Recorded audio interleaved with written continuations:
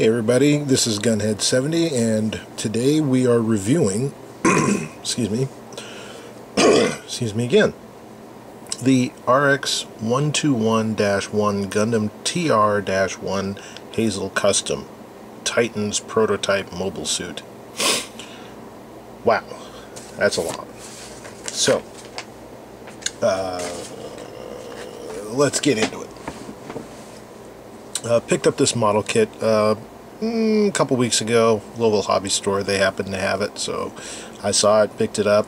I stop in at my local shops routinely. A lot of times they have stuff on the shelves that is out of stock at HobbyLink Japan or at other vendors. So if it's something that I want, that's normally where I go. So you might want to stop in and check it out every once in a while. But anyway, we will zoom in and I will give you a closer look.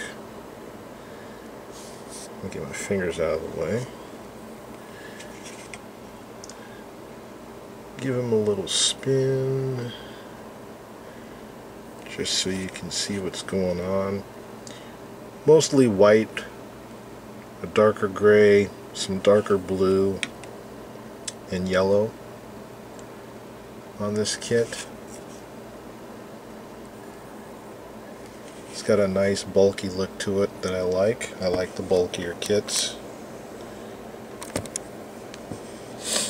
And we'll just get into it here. Okay, for articulation, we've got a head up and down, a little bit of forward and back. It will rotate, but obviously these side pieces here get in the way, so that's about all you're going to get, but it's good enough. Arms will move forward and back about that far.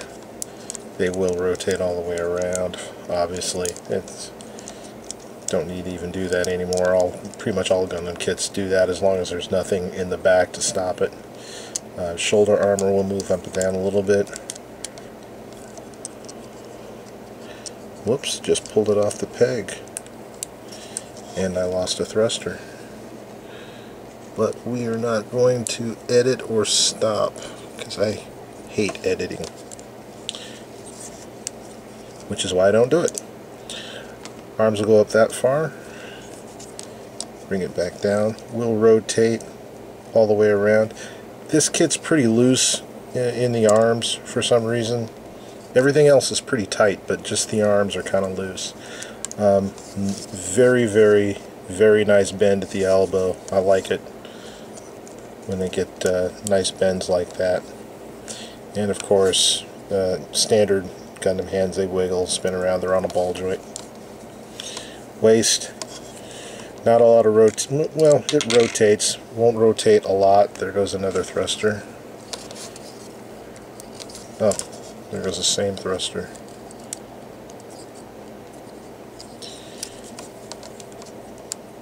A little bit of forward and back movement.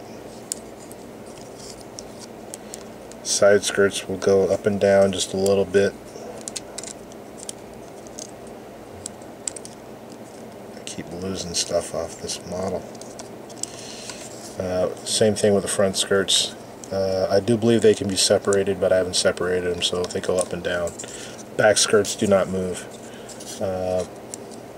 Legs all the way up there, all the way back there until you hit the back skirt.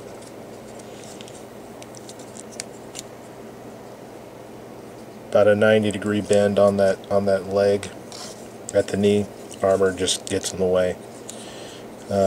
Does have some rotation there at the hip joint.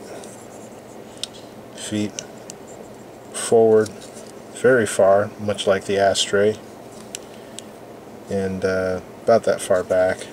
The ankle armor is connected to the foot. It will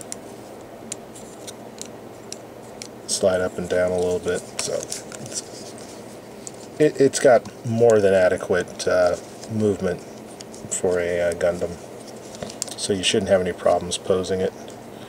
Almost pulled out another one of those, and almost pulled out the thruster again. And then there's this piece in the back that it does slide out, and it does tilt. And we will explain what that is for momentarily. Kit does come with some accessories. Obviously, you can see here that it comes with a machine gun or beam rifle, a small one. It's got a trigger hand. Has one open hand. Also comes with a hand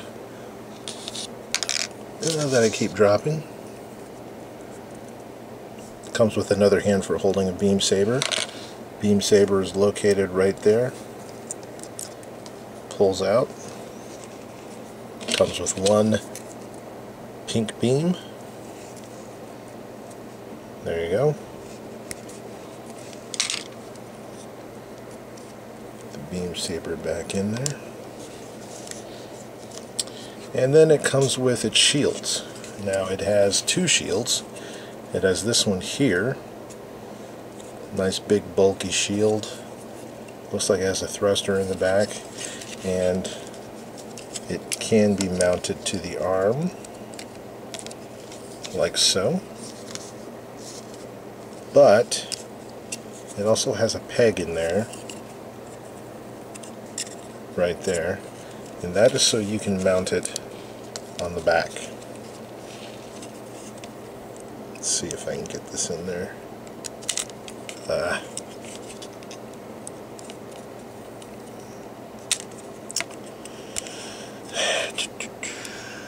Come on. There we go. And that's pretty much where you're gonna, that's pretty much where you have to put it, because the other shield doesn't have that peg, so you wouldn't be able to mount this on the back, but you can mount this one on the side, obviously, and mounts right there. Gun comes with a ammo pack that's removable, and a handle that pivots, secondary handle that pivots left and right. Kind of don't understand why they put those on a small rifle. You'd think you'd have them on something a lot bigger, a rifle that was a lot larger rather than smaller, but whatever. Fine by me. And there you go. Like I said before, you have that pivot back there, so you can move this down, you can move it back, you can move it out, bring it down even more. That's pretty good. Beam saber doesn't like to sit back there for some reason. That where it mounts just is not very tight. It'll tighten up once I paint it, but for right now it's just bare plastic, so it doesn't want to sit in there. Has a few extra parts other than the hand. You'll have these small parts here, and they actually can replace these yellow parts right in here. So you'd pull these out, and then you'd mount one of those right in that little slot there. They're probably just grenade launchers of some kind, I'm not sure. I decided to go with those, at least until I paint the model, because you will have to glue those in, because I can see they would just pop out. You've got the sticker sheet. Lots of cool stickers. Going to be using those once I paint them. And then you've got the standard sheet foil stickers. So, really not much more to talk about with this kit. It was a pretty simple build, went together pretty well, didn't have any problems or any issues. I do like the bulkiness of it. I know that previously I said I didn't like very squared off and boxy looking mobile suits, but this one's kind of a blend, to me anyway, between an RX, RX-8, RX-8, the original Gundam, and kind of got a high new feel in there. I kind of feel like there's some cues in here that remind me of the high new, but I could be mistaken. But anyway, that's about it for this one. And with that, I will talk to you again soon.